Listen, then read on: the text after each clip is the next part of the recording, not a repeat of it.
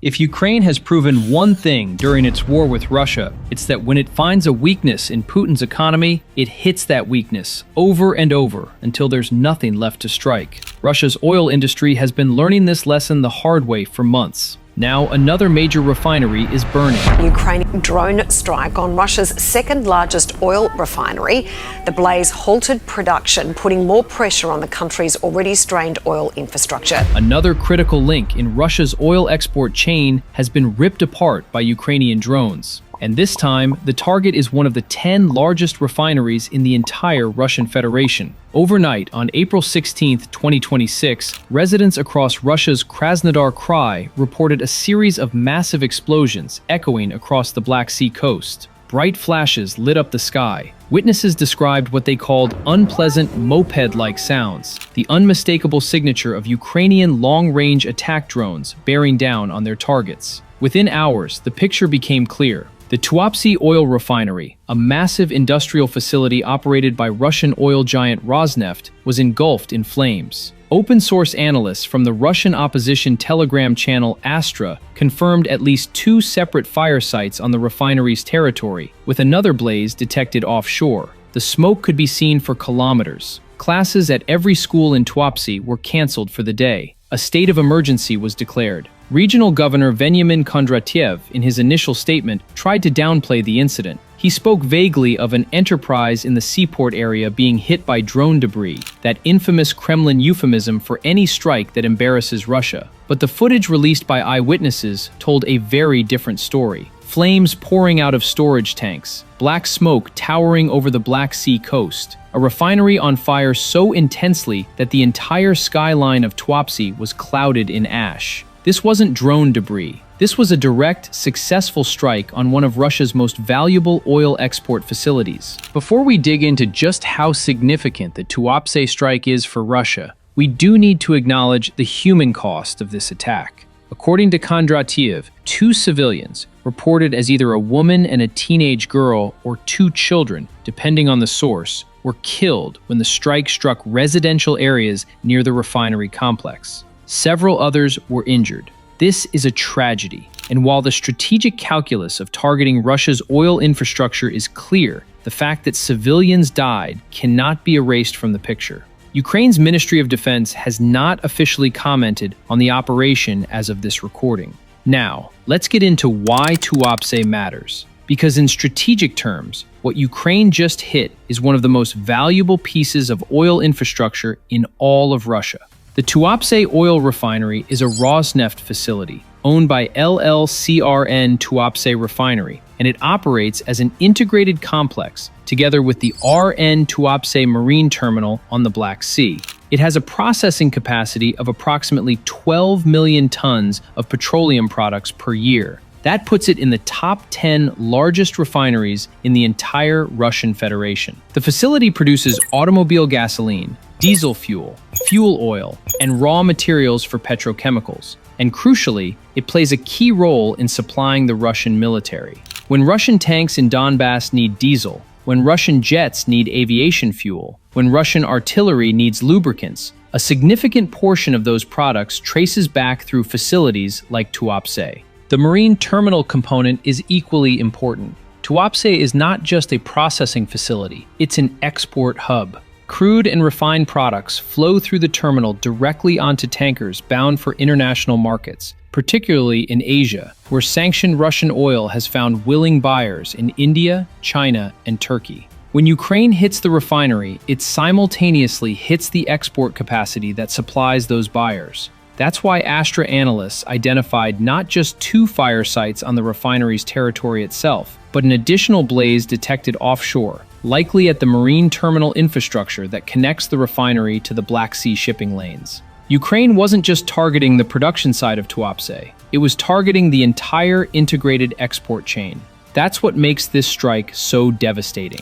Ukraine didn't just hit a civilian industrial asset, it hit a refinery that directly fuels the Russian war machine while simultaneously generating billions of dollars in export revenue that Putin uses to pay for everything from Shahed drones to T-90M tanks to the salaries of contract soldiers. Every tank of diesel that Tuapse can't produce is a tank of diesel that has to come from somewhere else, at higher cost, through more vulnerable supply chains with longer delays. Every barrel of crude that doesn't get processed at Tuapse is revenue that doesn't flow into the Kremlin's war chest. And this is where it gets really bad for Russia, because Tuapse is not a one-off. It's not an isolated incident. It's the latest entry in a campaign that has been systematically dismantling Russia's oil export capacity for over a month. And the numbers tell a story that should genuinely worry the Kremlin. According to Reuters calculations, recent Ukrainian strikes on Russian oil refineries have cut Russia's refining capacity by roughly 17%. That's approximately 1.1 million barrels per day of refining capacity that is currently offline. Let that figure sink in for a moment. Russia is one of the world's largest oil producers. It has spent decades building out refining infrastructure specifically to convert its crude into higher value products for export and military use. Ukraine has, in a matter of weeks, knocked out nearly a fifth of that capacity, with a fleet of drones, without a single crewed aircraft entering Russian airspace. This is before you even factor in the export terminal damage. Ukraine has been simultaneously hitting Russia's oil export terminals on both the Baltic and Black Sea coasts: Primorsk, Ust-Luga, Novorossiysk, Sheskharas. These are the terminals where crude oil gets loaded onto tankers for shipment to international markets. When those terminals are damaged, the ships can't load. When the ships can't load, the oil backs up into storage. When storage fills, production has to slow down. When production slows, Russia earns less money. That's the logic of the campaign, and it's working.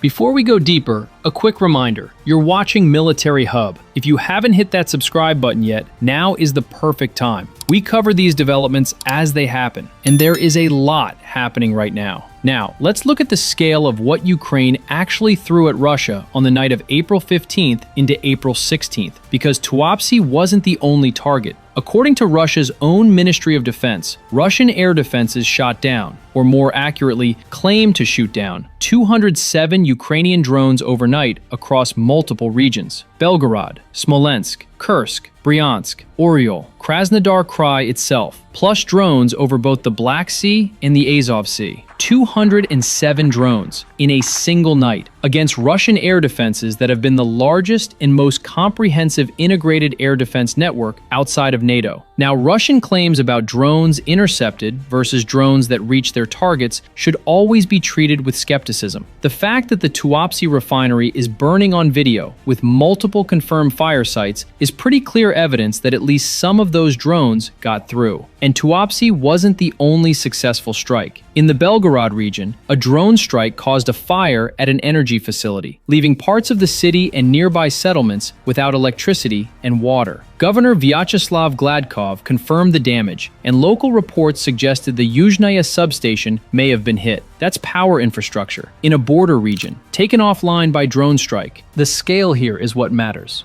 207 drones in one night. This isn't a pinprick operation. This is a coordinated, multi-axis attack designed to saturate Russian air defenses across thousands of kilometers of territory simultaneously, forcing Russia to defend everything and therefore defend nothing adequately. It's the same logic Russia has been using against Ukraine with Shahed swarms. Except now Ukraine has the production capacity and the range to run that playbook in reverse. And it's doing so with devastating effect. Tuapse itself has been hit before. Previous Ukrainian strikes have caused the facility to temporarily suspend operations. Each time, Russia has repaired the damage and restarted production. Each time, Ukraine has struck again. This is the pattern. And the pattern is working because Russia cannot simultaneously defend every refinery, every substation, every marine terminal, every oil storage facility across 11 time zones. There are not enough Pantsir batteries in the entire Russian arsenal to create impenetrable coverage everywhere at once. Ukraine finds the gaps. Ukraine exploits the gaps. And the gaps, it turns out, are almost everywhere. Let's do some math on what this actually costs Russia. Tuapse processes about 12 million tons of petroleum products per year at full capacity. 1 metric ton of foreign crude oil equals roughly 6.99 barrels. That gives Tuapse a rough annual throughput of about 84 million barrels of petroleum products. Russia's flagship Urals crude has been trading at elevated prices throughout the Iran crisis, recently as high as $116 per barrel. Even at more conservative post-sanctions pricing of around $70 to $90 per barrel, we're talking about billions of dollars in annual output from this single facility. Every day that Tuapse is offline costs Russia millions, and the damage from a significant strike can take weeks or months to fully repair, especially with Western sanctions limiting access to specialized refining equipment that Russia previously imported. That's just Tuapse. Multiply that logic across every refinery and export terminal Ukraine has struck over the past 2 months, and you start to see why Russian oil revenues have been under pressure. Back in late March, TVP World reported that Ukraine's consistent targeting of Russian oil facilities had already wiped out nearly $1 billion in oil windfall revenue that the Kremlin was expecting to gain from the closure of the Strait of Hormuz during the Iran crisis. Russia had expected higher global oil prices to fatten its coffers. Ukraine made sure that the facilities needed to convert higher prices into actual revenue were offline when Moscow needed them most. This is the genius of Ukraine's strategy. It's not just about destroying things, it's about destroying the right things at the right moments. When global oil prices spike and Russia should be printing money, Ukraine burns the refineries that would have processed that profit. When Russian tanks need fuel for a spring offensive, Ukraine hits the facilities that supply the diesel. When the Kremlin needs money to pay its soldiers, its contractors, its propagandists, and its oligarchs, Ukraine chokes the oil flow at its most vulnerable points. The targeting isn't random. It's a calculated assault on the economic foundations of Putin's war. And here's the part that should really keep Russian military planners awake at night. Ukraine's long-range strike capability is only growing. In March, Ukraine outshot Russia in cross-border drone strikes for the first time in the entire war.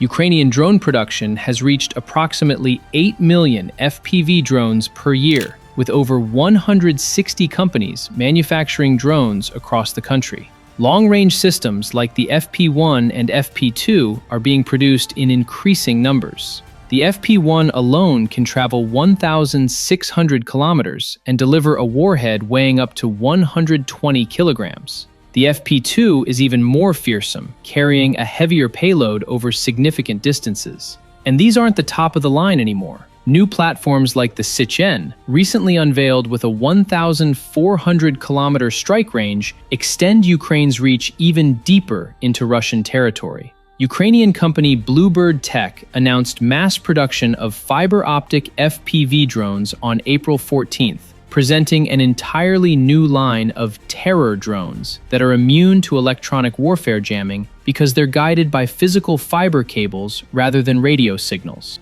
The distance between Ukrainian launch sites and Russian oil infrastructure is collapsing, month by month, drone by drone. And the variety of drones Ukraine can field means that Russian air defenses designed to counter one type of threat are increasingly useless against another. Meanwhile, Russia's options for defending its refineries are limited and getting worse. Western sanctions have restricted access to the advanced components needed for modern air defense systems. Russia has been pulling its air defense assets back and forth between frontline positions and rear areas, trying to defend both and ending up defending neither adequately. Ukrainian strikes on Russian air defense systems themselves have steadily degraded the network. The Sivash oil drilling platform that had been converted into an air defense radar station, destroyed by Ukrainian drones just days before the Tuapse strike. The layered protection that was supposed to guard Russia's coast is full of holes. What happens next? Tuapse will be repaired, eventually. Russia will claim that the damage was minimal and that operations have resumed, eventually. But between now and eventually, the facility is offline, the revenue is gone, and the message has been delivered. There is no safe place in Russia for oil infrastructure. Not in the Arctic, not on the Baltic, not on the Black Sea, not deep in the interior. Ukraine will find it, Ukraine will hit it, and Ukraine will hit it again. Tankers picking up Russian crude at Black Sea ports have a decision to make. Do they keep risking their vessels for Russian export contracts when the ports themselves are burning? Insurance premiums for Black Sea shipping have already skyrocketed. Some ship owners are refusing to operate in the region entirely. Every strike on a facility like Tuapse pushes that calculus further against Russia, because at some point, it doesn't matter how much oil Putin wants to export. If the refineries can't process it, the terminals can't load it,